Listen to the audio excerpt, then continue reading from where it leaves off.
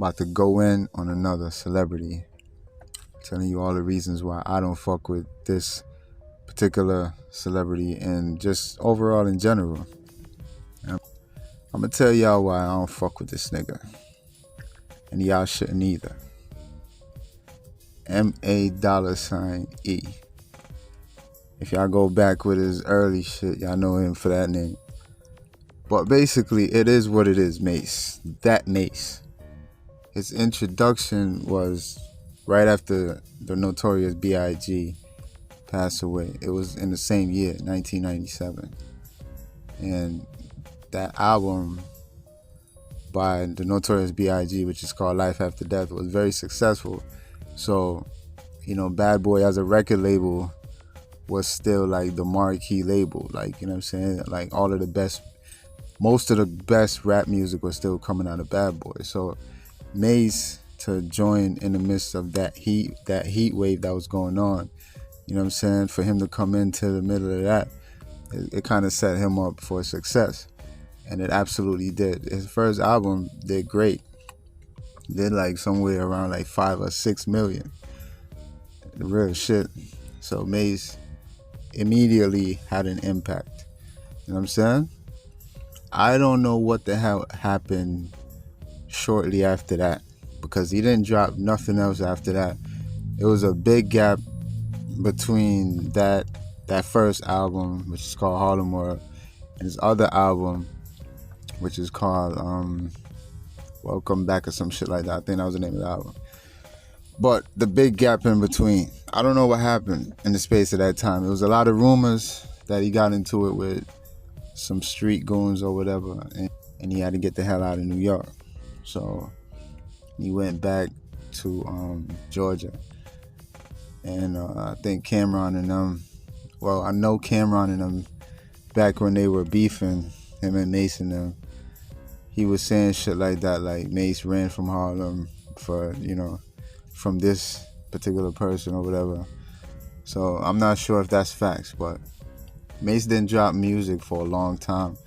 And I guess he wasn't in the scene of New York, so he wasn't even around music like that. So this is when, of course, he enters the realm of Christianity, of religion, right? Of religion. Fraudulent as can be from the beginning. Nobody really with a brain believed that. The idiots that were following Mase and going to that absolute mockery of God of a church should be an absolute shame of themselves. This is a dude from Harlem. Harlem dudes are known for this shit, but Mase, he goes into this religion and he perpetrated like he was really a man of God, and he had real, he came from, like, he made it seem like he went to the school of theology, so he knew the Bible and he knew what everything meant in the Bible, and he knows how to understand the Bible. He made it seem like that, when in all reality, obviously not. Obviously, this nigga didn't know it. Goddamn, he did that. He perpetrated for a while. When the religious thing kind of ran dry, he does, by no surprise, he jumps back over into the realm of hip hop, and you see him fitting himself right back into that format of a rapper, which just pretty much just show you right there that him acting like a minister was just a role, right? And it was about money. It's always about money, especially for somebody coming from Harlem. It's about money, all right?